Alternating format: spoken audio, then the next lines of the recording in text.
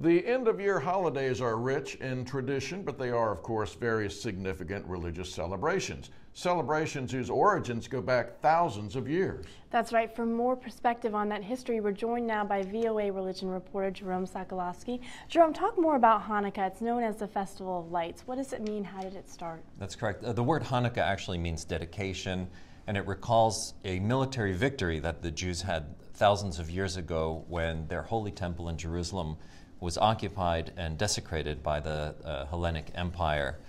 When they recovered the temple, they found that the eternal flame that's supposed to be lit all the time was still lit, but they had a miracle in which the oil lasted longer. It lasted for 8 days when there was only enough oil to last 1 day. Hence, the holiday is 8 days long.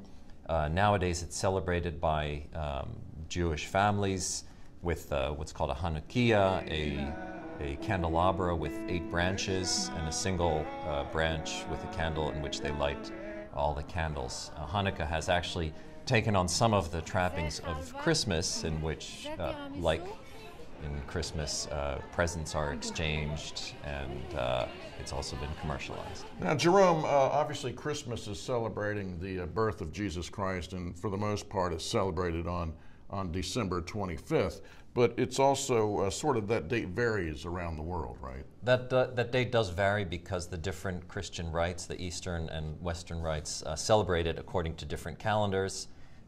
Protestants and Catholics celebrate it according to the Gregorian, the civil calendar that's in use in most places.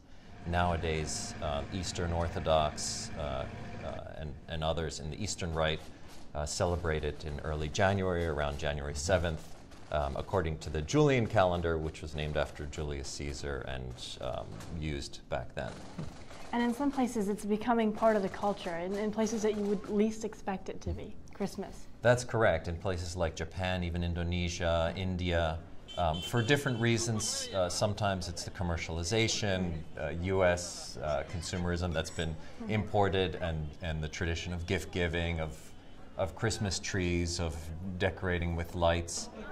In other places, it's a legacy, like in India, it was a legacy of the British colonial rule. Now, what about the holiday in Islam during which, of course, gifts are exchanged? It's actually after when Ramadan ends, Ramadan, a few weeks right. after Ramadan ends, Muslims celebrate the Eid, or Eid al-Adha, which commemorates the God's order to Abraham to sacrifice his son, which he ended up not doing, but it's a very important holiday. And the exchange of gifts is really a gift giving to the poor.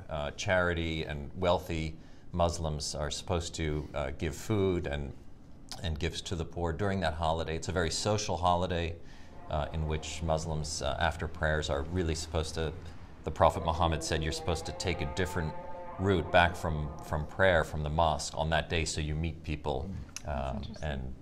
So it's not so much like Christmas or Diwali, which the Indian kind of festival of lights, which happen around the end of the year, because Muslims follow a different calendar, which is the lunar year.